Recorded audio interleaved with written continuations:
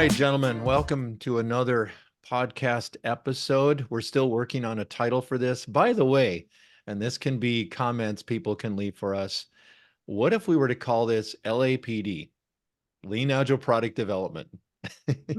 That's really what the discussion is about, is how do you improve your lean agile product development approach.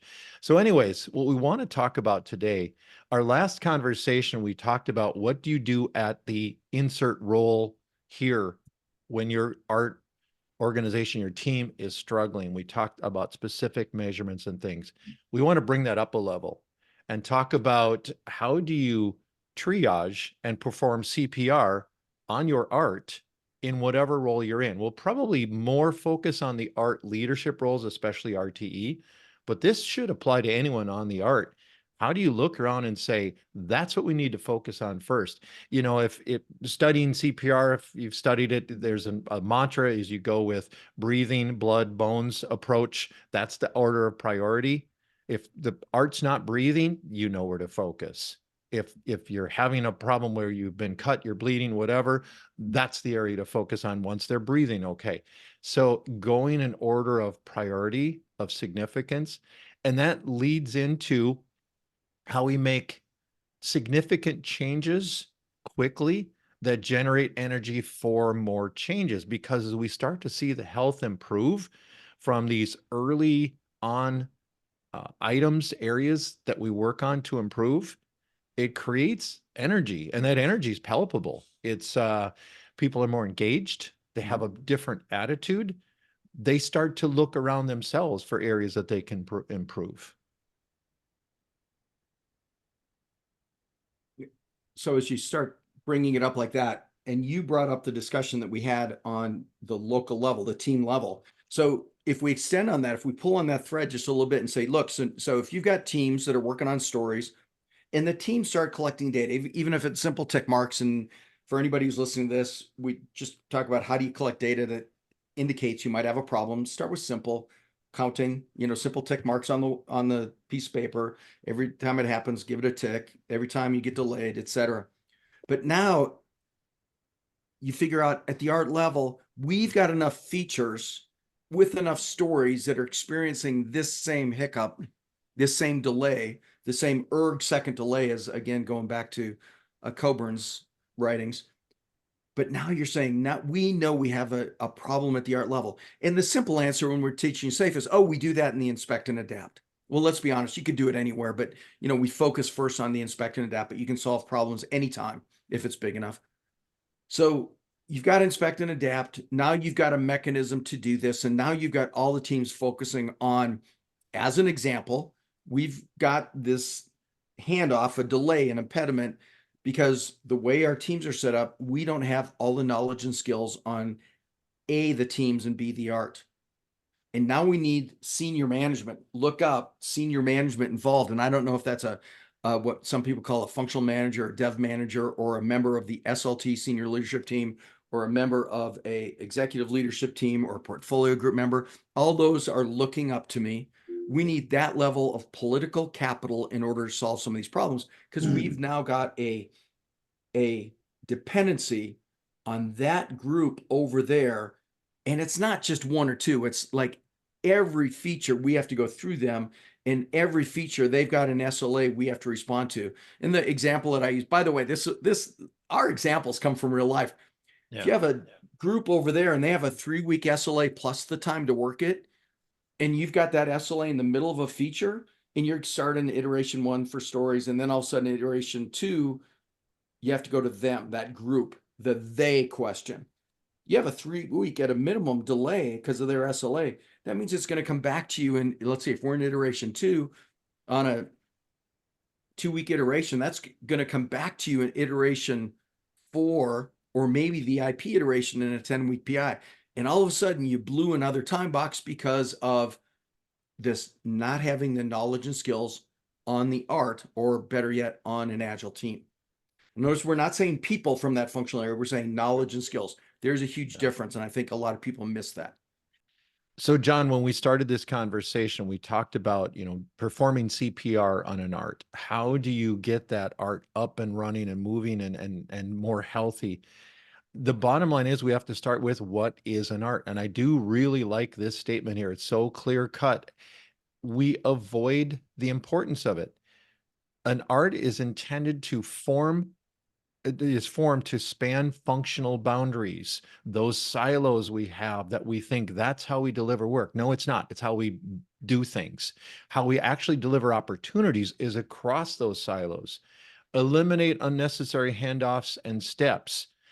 You can't do that when you have the example that you gave in the last podcast of an art, supposed art, where they have teams that are on multiple arts, they have people doing multiple things.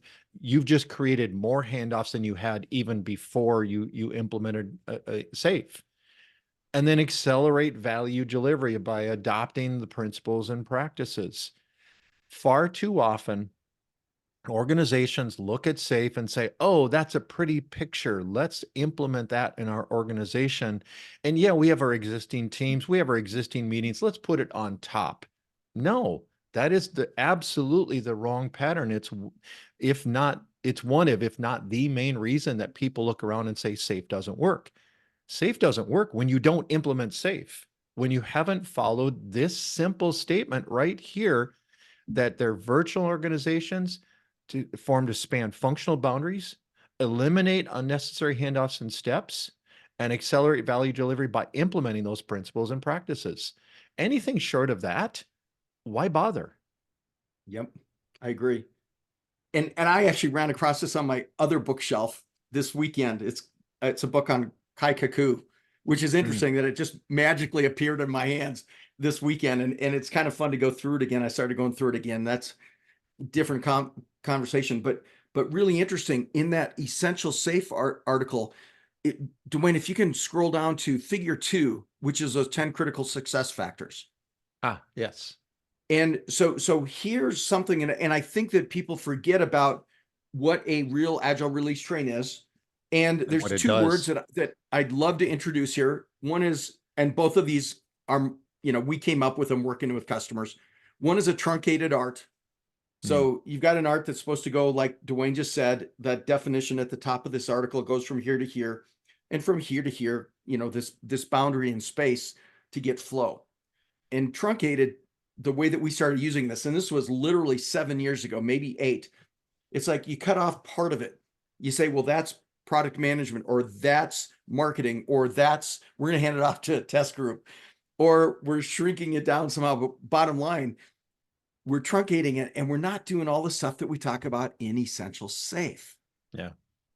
And what's really interesting to me is yeah, there's 10 critical success factors here, but when you start peeling these apart, oh my gosh, we basically have all of Agile in here. Because look at that. The very first one is we're following the principles. Well, principle 10 is organize around value. So if we don't organize around value, we already have a hiccup. We already have a truncation. And then somebody will say, well, we have that group over there. So here's a second word for everybody. That group, and again, the one that I used in yesterday's discussion was the data group, but this could be a rules group or a test group or anybody else that's a them that you have to hand off to. But you've got an organizationally required impediment, an ORI. We call this, and this came up literally 7 years ago. Organizational required impediment. We came up with that. We coined that term because the organization required it based on their internal rules. It was basically a fiefdom that nobody wanted to let go of.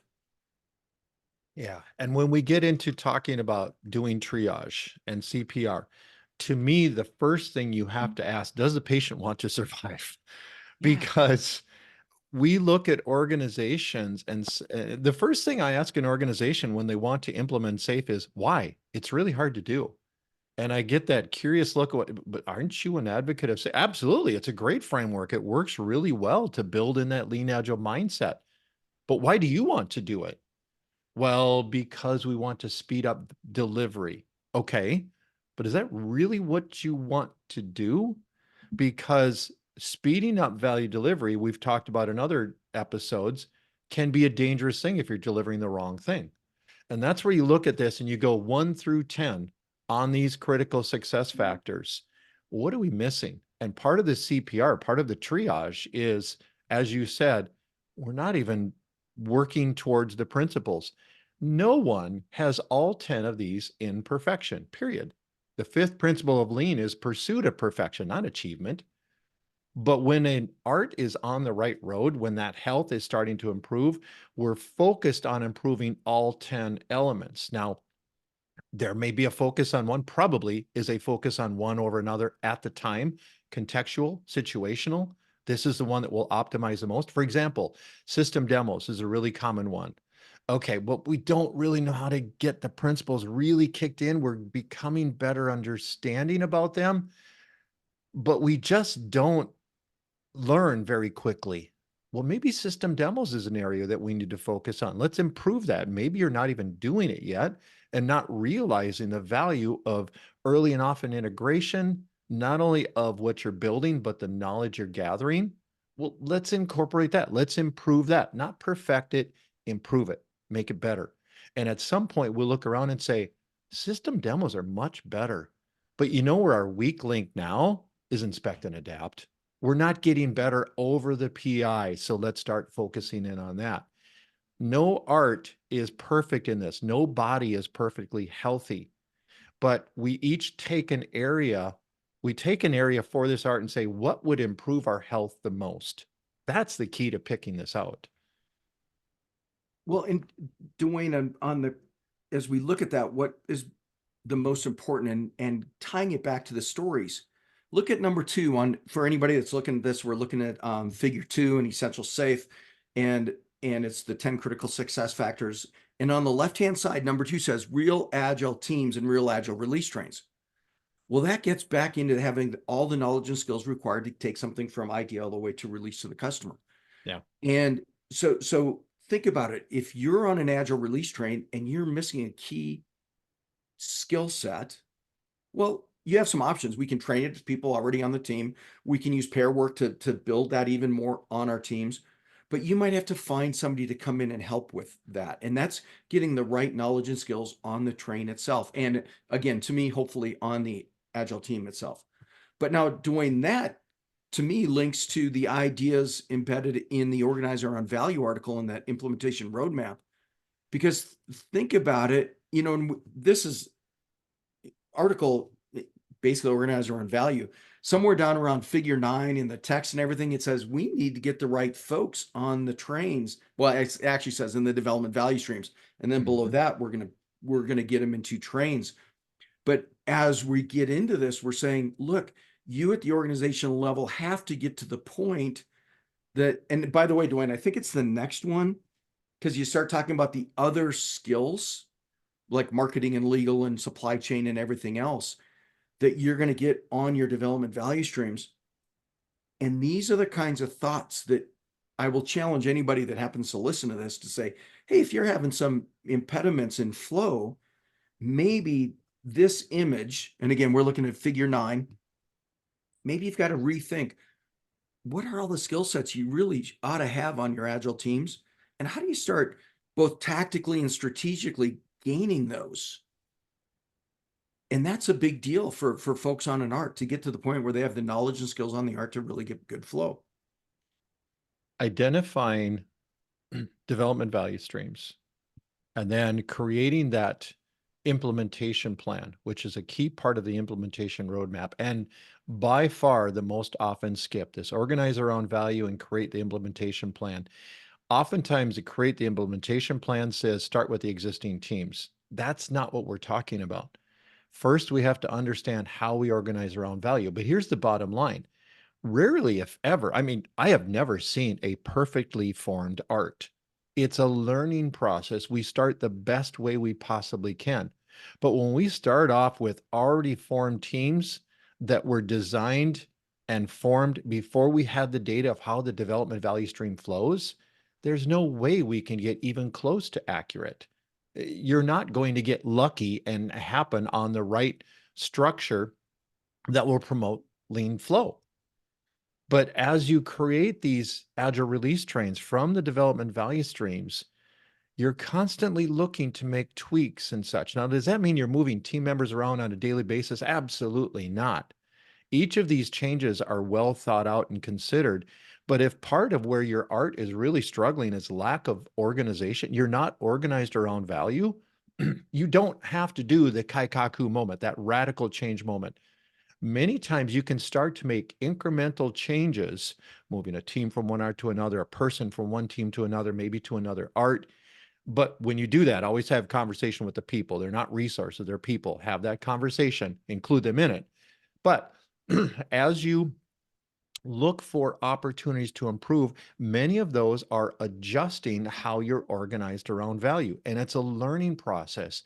And the more you look for those adjustments, the better you get at determining the valuable ones and how to make those and when, the timing, and then you can see the impact. That was a really good change. We moved John from team 3 on this art over to team 2 on this art. And now they have that skill set. John is more focused on what he's really good at, where he's his happy space, and we're improving flow. But that was one person. What's next? What's next? What's next? Again, not advocating for changing teams up all the time, but looking for those opportunities to improve our organization around value. That's a key CPR step for an art. And Dwayne, you just made a comment. If you go down to 13, figure 13, it actually shows, somehow we've got to figure out where we have agile release trains in this conversation.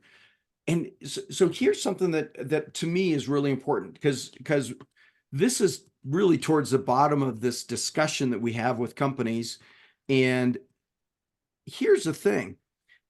There's a feedback loop in this article. It's actually way up top that says, here's our functional areas, here's our silos.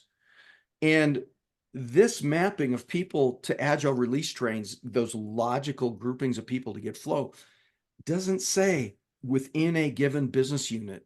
Yeah. And I think that's a place where people kind of have that organizational required impediment in their mind that says, oh, I can't make a real agile release train because that's folks in the other business unit.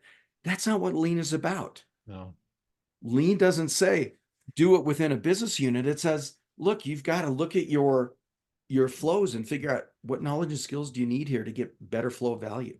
Well, and again, going back to that key statement about what is an art, formed to span functional boundaries, because the default we have created from that Tayloristic mindset that we have created is that we organize people around what they do.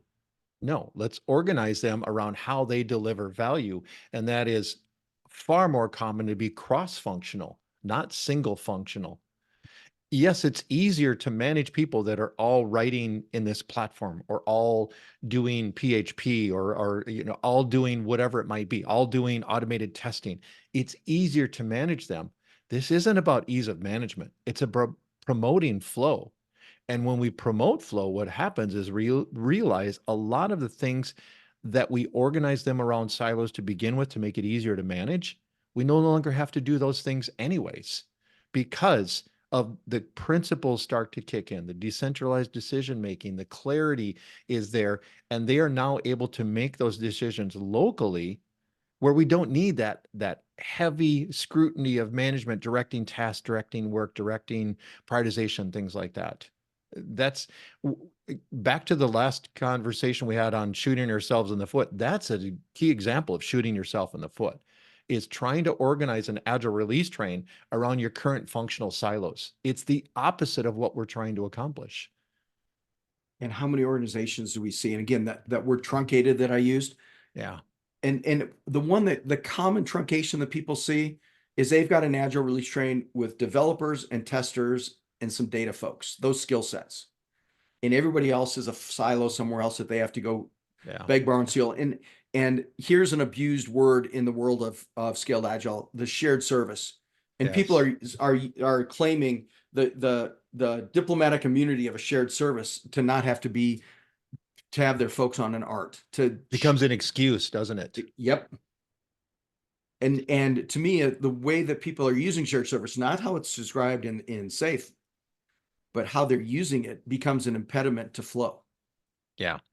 We see that quite often is we throw up barriers to protect ourselves. Yep. We throw up things to say, well, we can't touch that. We can't do this. I've always coached that bureaucracy in an organization. You mentioned earlier those, what was the term you used? The ORI. Organization required impediment, ORI. Yes, yes, the ORIs. Well, we build those in from a bureaucratic approach, and people hear that word B word and go, oh my gosh, bureaucracy, it's horrible. No, it's not.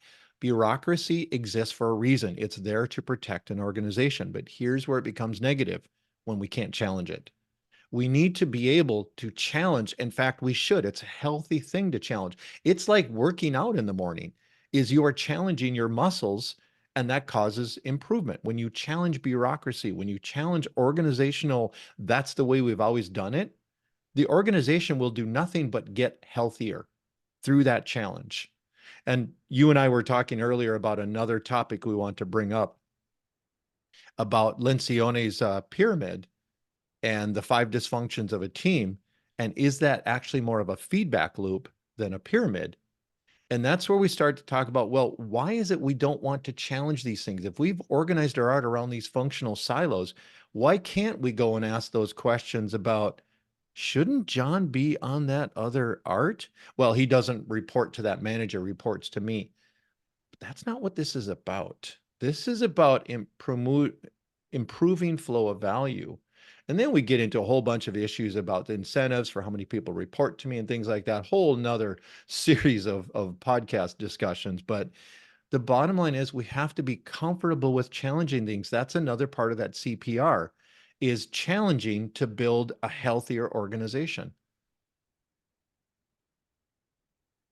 And so now we've got all sorts of places that we consider looking to improve. But again, the data that comes from what's our biggest impediment, we go back to that figure 6 in the continuous delivery pipeline. And if we start collecting, and granted, that's really granular data.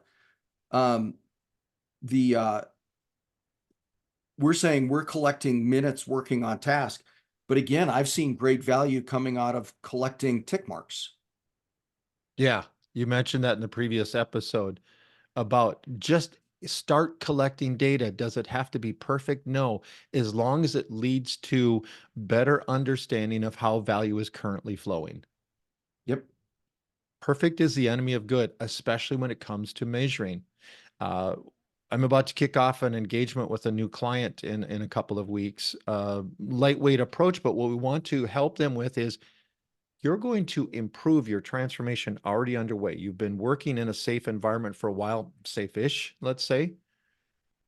But how are you going to measure these actions that we come up with to see, are they going to improve? And are we trying to measure perfection? No, we're trying to measure progress. Are you moving forward? Again, when it comes to CPR, if an EMT stops to take care of someone in a car accident, perhaps, they're not trying to get them 100% healthy. They're trying to get them healthy enough to get them to the hospital or wherever it might be. Sometimes that's where ART CPR kicks in, is just get this ART up and functioning so that we can at least transport them to the next step. And oftentimes those are very high level metrics that we start to see improvements on. And then we can use that to dive a little bit deeper, to really focus on the therapy after the accident, things like that. And in this case, if that solution that we need, if we do need to get some more knowledge and skills on the train, and this, again, is it tactical for today, or is it strategic for what's coming at the organization? By the way, as I'm using these words, maybe that triggered a thought, oh, maybe I'm thinking strategically, that's epics are tied to a new strategic theme that's going to hit us in 6 months. That's strategic thinking for training versus tactical training. We need it today. So Yeah. these are thoughts that you might have to pull in somebody who is the dev manager, the folks who are the developers of people, to start doing this. And Dwayne, you already mentioned this one is if we're going to move stuff around, perfect time to do is on a PI boundary. Why? Because it's less disruption. We can plan for it. Right. Yep. But we could bring training in literally any time. If we decided we needed training, as an example, let's say we wanted training in writing better code. We have this new coding standard. We're going to train everybody on it. So now we can start following it better. That would be something to do immediately because it will affect flow right away. So I want to call out again one of my favorite authors, industry experts, as we wrap up this episode, Taichi Ono. one of his statements. Kaizen is about changing the way things are. If you assume that things are all right the way they are, you can't do Kaizen. So change something. Every day, you should be coming in, looking at this art, saying, what are we changing today? What incremental change are we going to make today? Not tomorrow, not next week, not next month. What are we going to change today? Now, to your point, that change today might be leading towards a more higher level strategic adjustment in the future. We're starting to better understand a better team construct. We're coming up close to the end of the PI. We're going to make those changes once we go into the next PI, maybe for PI planning. But that change we're making today is gathering data to see, would it make sense to have John on that other art? Let's gather the data. That's one of the changes we might be doing every single day. And I do literally mean that. Every single day, you're looking at the art saying, what do we change today? Yeah. So thanks for joining, John. Another great conversation. I'll see you on the next conversation. Thanks, everybody.